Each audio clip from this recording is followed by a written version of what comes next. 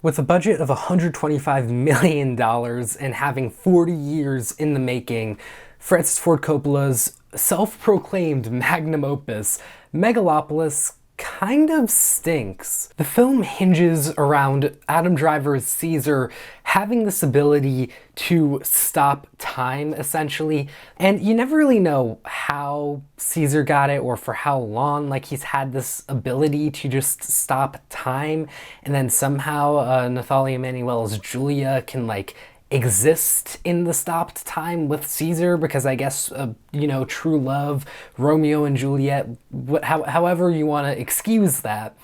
And the explanation for why this happens is because artists can stop time when they work. Now, if it really felt like Driver's Caesar was this great artist in this film, I would get that.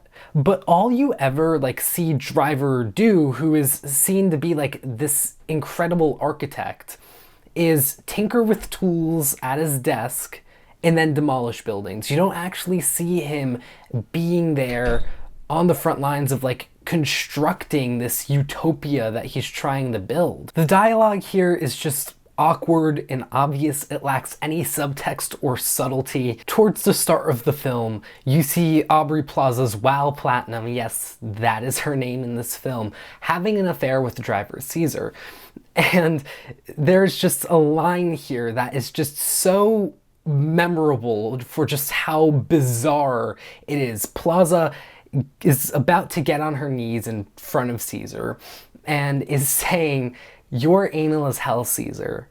I, on the other hand, am oral as hell." And you can guess what happens after that. At one point, more towards the middle of the film, there is an auction going on for a 16-year-old's virginity. You have numerous people bidding, including children younger than her, very visibly younger than this person.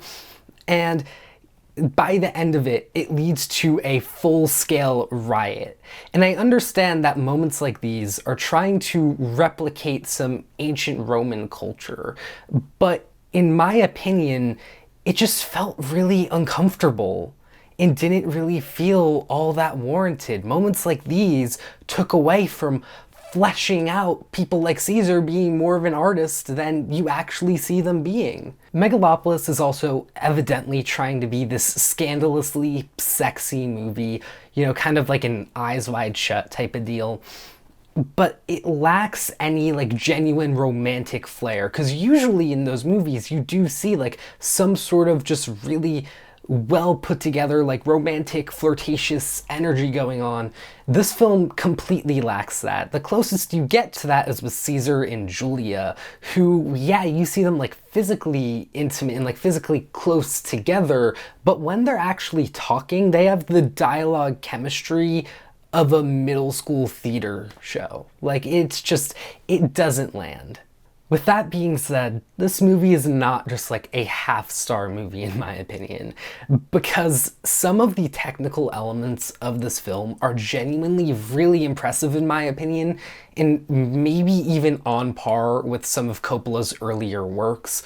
Specifically, the production design, lighting, and cinematography were all really interesting to me. The production design does a great job blending modern and 70s era Manhattan together with some elements of ancient Rome in there as well.